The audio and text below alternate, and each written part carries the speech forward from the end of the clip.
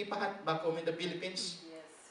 That's a lady pastor, that's a woman pastor back home in the Philippines that we've known many, many years. And we are on the same church before back home in the Philippines. And she started in the Nipahat. And the people around that Nipahat and started as well for the feeding mission for the children. And for the children, the parents of the children has joined in for the children's on that Nipahat.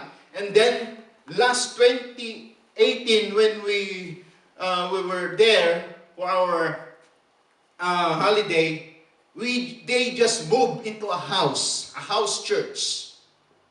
And last December, they just prayed for a place.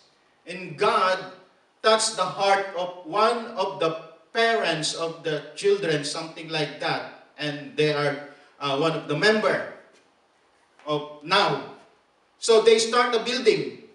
But now, probably they need to transfer the title back home in the Philippines. They need to transfer the title of the land.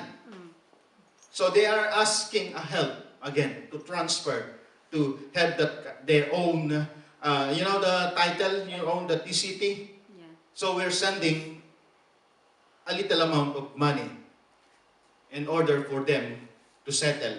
Yeah. So that's the mission. We just few, but God is a powerful God. Amen? Amen. So that two churches, God appointed that churches, and God used us. Every penny that you are giving for your offering, every tithes or penny that you're giving to the church, it's go to the mission. Amen? But now, there's no tithes and offering that is on the things, isn't it? Just because I just announced and the announcement, I just put in the ECCF announcement. Amen? If you want to share your blessing, if you want to share your blessing through the mission, you can send the wire transfer on the ECCF account. Amen? It helps a lot for the needy. Amen? Because they need God. Most especially for us, for the people who are in need, first, in need of spiritual nourishment. Amen? And they need God in their lives. Amen? They need to encounter the Lord Jesus as their Lord and personal Savior. Amen? Amen. So in that case, it's being encouraging for us, for each and every one of us, that that's the power of God. Amen? If we are willing to be used, in what ways? In whatever ways, God is going to use you powerfully. Amen? Amen. The only thing we need to do is a willingness of heart. Amen? To be used. Amen? By God. Amen? In our series of the Philippians, just like mentioned last Sunday, since the Philippians, doing the series of Philippians chapter 2, the first is live a Christ-centered life. That is Philippians chapter 2, verse 11. And the second series is the key to joyful living. That's in Philippians chapter 2, verse 12, 18. And last Sunday is be a joyful Christian believer, or be a joyful giver.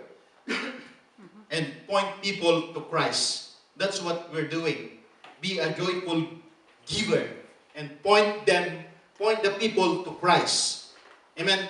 That's our mission. So that's in Philippians chapter 2, verse 19 to 30. Now we're going to look at Philippians chapter 3, verse 1 to 11. So, many times in your life, probably, you've been, so confident into yourselves or something like it. Anyway, the title for today is put your confidence in Christ. Can you see in the back? Yeah. Just ignore those on your front. The camera. No, this the camera. Just focus on the word. So, put your confidence in Christ. That's the title of our lesson for today. A lesson. Teacher. Amen. Yes, sir. If you don't agree for our lesson, I can't do anything about that. So, have you probably we have that kind of attitude to collecting things, isn't it? Collection. The word collection, isn't it? Collection of bags, collection of clothes, or whatever that you are going to collect down the road. Amen. Amen. Amen. Collecting things may give someone a sense of fulfillment, isn't it? Collecting things may give someone a sense of fulfillment or a sense of security. Over the past few months, past 6 months of this pandemic, isn't it? Over the past few 6 months of this pandemic, we have seen people do this and go to the extreme by hoarding. Isn't it? When in the middle of pandemic, you've seen on the shelves on the shop is empty, isn't it? Yeah. Even there's no even the tissue, toilet tissue is empty. The shelves is empty. Oh, this is the first time in my life when I went to a big shop. It's empty, isn't it? Because people is something like worrying. Yeah, but because they thought that their security is there. Amen? Their security is the money. Amen? Their confidence is in the money, their wealth. But we're going back to the title, put your confidence in Christ. Amen? On that case, on that situation, that something like that collecting things may give someone a sense of fulfillment or sense of security. Over the past few months that we have seen people do this and go to the extreme by hoarding stuff. They think they need. This gives them a sense of control, security, and feeling of confidence, quote unquote.